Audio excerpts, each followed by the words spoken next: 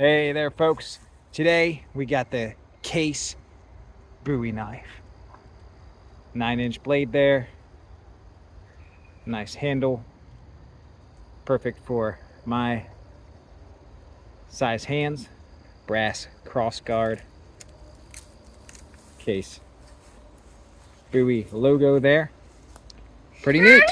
So, can it cut anything? Let's find out. Just a quick look here of how the Case Bowie rides on the belt. Daddy, do you want to have a stand? All right, we got a dead tree here, huh? I'm going super long. Okay, you gonna throw rocks? Okay, you be careful. Let's try chopping this tree that fell over recently.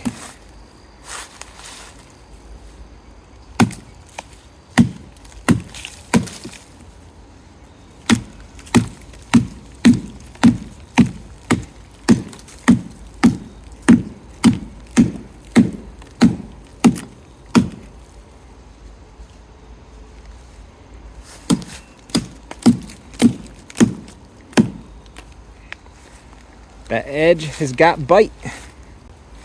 Ladies and gentlemen, decided to bring this knife out today. Somebody commented on a short I posted a while back with this knife. Hoped that this knife got used and carried. Well, I admittedly said, well, you know, I haven't brought this out to play in a while, so let's bring it out, chop some stuff a little bit. So I think this poor old dead tree has had about enough. This was originally, or this particular design Bowie was known as the V-44, made back in World War II for troops in the Pacific Theater, the Marine Raiders specifically, I believe, to hack through jungle brush while island hopping, chasing the Japanese in the Pacific. So,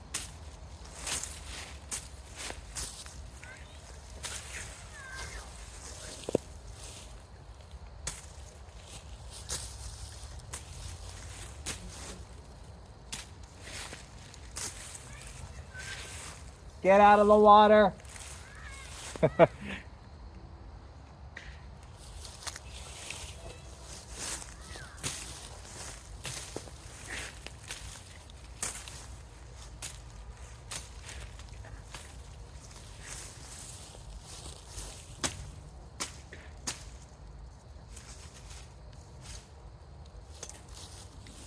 Well, as you can see, I think it does a job well done of its original task of hacking through brush and weeds so you can find the tojos out there in the Pacific.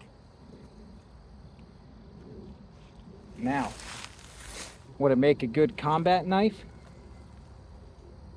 What do you think? It's got a sharp edge, decently sharp tip. It's got a cross guard to keep your hand from slipping up onto the edge and to keep maybe an enemy blade from coming back on top of your hand. And it's got this hook on the end to keep your hand secure. So, combat knife, fighting knife, it's a Bowie knife. Of course it is. Let's talk about the edge geometry on this and how even the grinds are.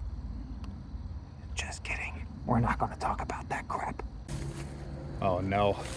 Speaking of the troops of the Empire of Japan, I think I see one here trying to camouflage himself in green behind those weeds. But we're hacking through this brush with the V-44. and come up upon him.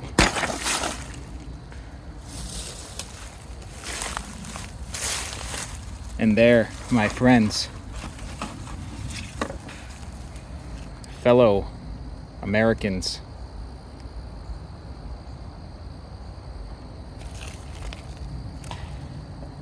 is the cleaved skull of a Japanese soldier.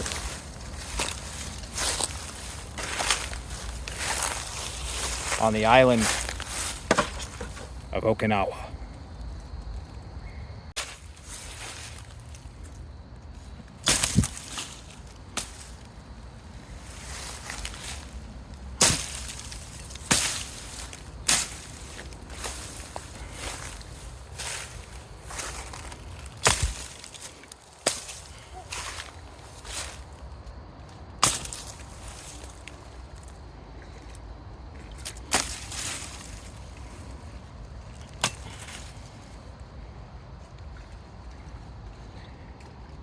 Look at that. Nice brass. Could maybe use a little polish. Maybe we'll do that afterwards here. It's got a synthetic handle. Probably the same type of Delrin material that Case would use on their folding knives that they advertise as having a synthetic material. This is a hidden tang. Believe partial tang. Probably there's nothing in the hook part here. It probably ends at that last pin, so it's not a full tang buoy, but never did it claim to be a full tang buoy either, I guess. So it is what it is. It is a beautiful knife. They advertise this as a presentation buoy. Yeah, I did see you over there. Uh-huh, you all wet? Oh, boo. They advertise this as the presentation buoy, so if you want to collect this, keep it looking nice, you go for it, or you can use it. Let's try chopping this here stick. I don't know, it's like an inch thick.